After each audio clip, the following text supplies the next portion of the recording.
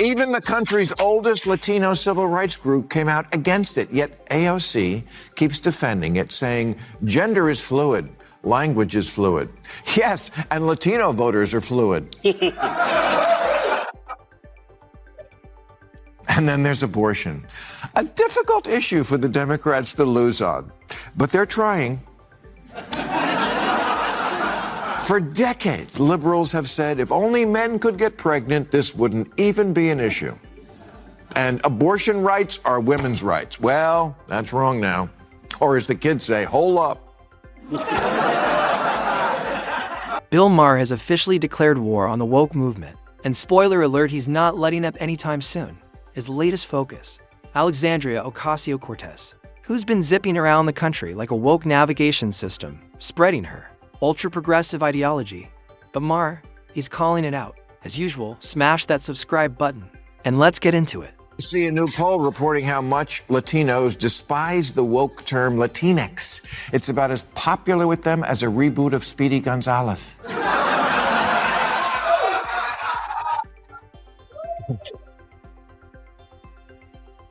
Even the country's oldest Latino civil rights group came out against it, yet AOC keeps defending it, saying gender is fluid, language is fluid. Yes, and Latino voters are fluid. Here's where it all kicked off. Maher did what he does best, ask the tough questions. This time, he set his sights on AOC and her unwavering push for ultra-left policies, the kind that more and more Americans are rejecting. Maher openly questioned why she keeps promoting an ideology that many already view as divisive, unrealistic, and disconnected. A rational politician might stop and rethink things, but not AOC. She's fully convinced she's morally superior and insists on pushing her Latinx-flavored worldview onto America, whether people want it or not. But wait, Maher wasn't done. What he said next wasn't just critique, it was a strategic takedown. The kind of verbal body slam that leaves no space for spin or viral cleanups. Stay with us, this gets ruthless. Abortion, a difficult issue for the Democrats to lose on, but they're trying. For decades, liberals have said if only men could get pregnant, this wouldn't even be an issue. And abortion rights are women's rights. Well, that's wrong now. Or as the kids say, hold up.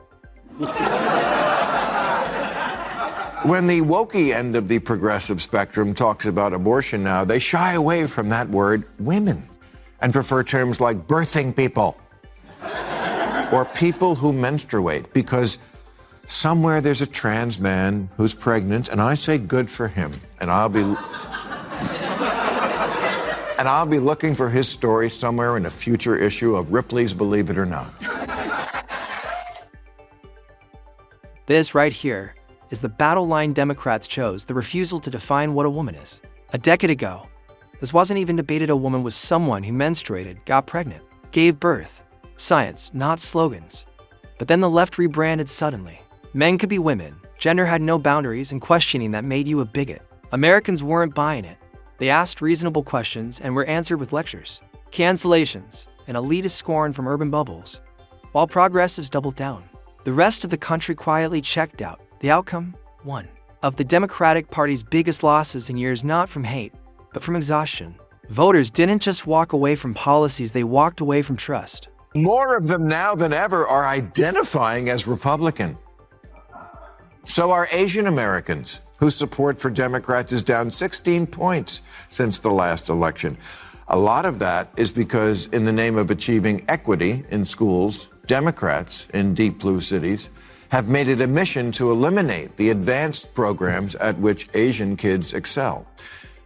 Asian parents said, okay, I wish all kids well, not a racist, but I need someone who acts like my lawyer. And this is what happens when people feel cornered. They come out swinging, and not how you'd expect. AOC and her crew paraded through deep blue states like they had endless political capital, invincible, above question, unstoppable. They thought they could roll out any radical change and the base would blindly follow. But they got it wrong. They never saw the quiet rebellion building voters who once backed them flipped like a switch. And where did they go? Right to the Republicans. Yep, the very folks AOC's been vilifying for years. This wasn't some slow drift, it was a political landslide. Overnight, old supporters turned into skeptics, and formerly safe Democratic zones started cracking. Now the big question is Is this just a setback for AOC or the start of a collapse? Stick around, Maher's next words might just be my lawyer, checkmate. 5% Latino congressional district on the border with Mexico, which had always voted heavily Democratic, flipped to the red team. And the campaign manager for the losing Democrat said, "We gave up a reliably Democratic congressional seat for no reason at all. We deserve to know why." Well, aside from your terrible attitude, I'm going to tell you why. Because these voters stopped seeing your candidate as their lawyer. If you've been wondering why Maher keeps throwing out my lawyer and their lawyer, no. It's not about lawsuits, it's political commentary. Maher's point is clear and cutting. Voters want their elected officials to act like their advocates, their defenders, their lawyers, not like they're working for the other side. But here's where it stings. AOC and her fellow progressives missed that memo.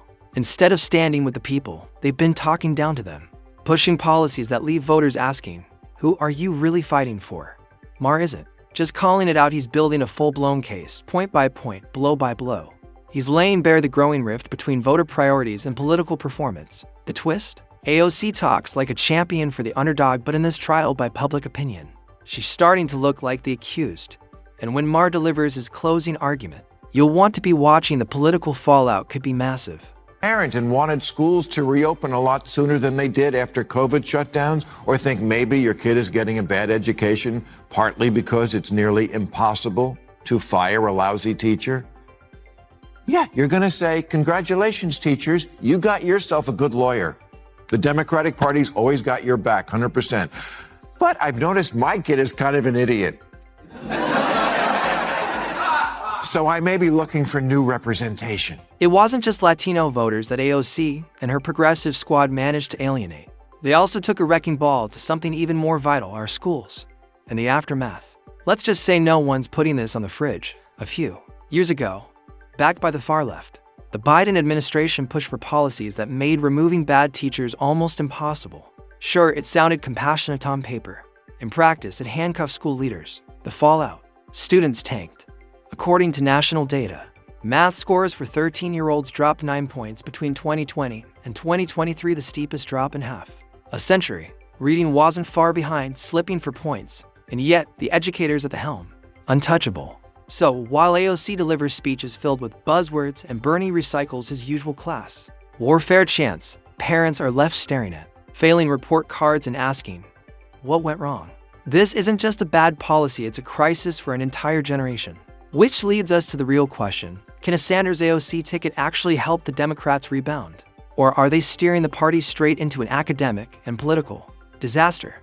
Stay tuned, Maher's next takedown might just be their final grade. And spoiler, they are not ready. Biden wants to cancel hundreds of billions of dollars in student debt. Okay, but the poorer 2/3 of American kids who don't get a college degree are going to say, why should the people who didn't go to college and make less money subsidize the people who did go and make more? You want me to chip in so some liberal arts college can build a bigger rock wall? You're not my lawyer.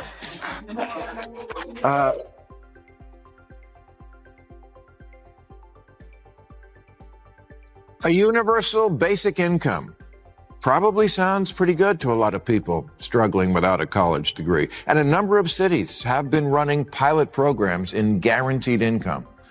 But the West Hollywood program had to be suspended because it was unconstitutional. They set up a program where 25 residents were to get $1,000 for 18 months, but only a few identified as LGBT, the rest of that. Why? Because they need money more than any other people? Because no one in West Hollywood will hire a gay person? Sometimes, when I take a moment to look at some of the policies the Democrats tried to push and how epically they failed, I can't help but laugh. And I'm not talking about minor glitches here. I mean total wipeouts that would be hilarious if they weren't so alarming. Take the infamous Defund the Police campaign. It backfired hard once crime surged, and even the loudest supporters suddenly got real quiet. Or the push to cancel rent, which may have sounded noble in a dorm room debate, but collapsed under basic financial reality. And then there's the crusade to get rid of standardized testing, as if holding kids accountable was some new form of oppression, as Maher might say. It's like the Democrats are playing how to lose the middle in 10 easy steps, and they're somehow winning at losing. And the kicker, these same folks think they should be in charge again.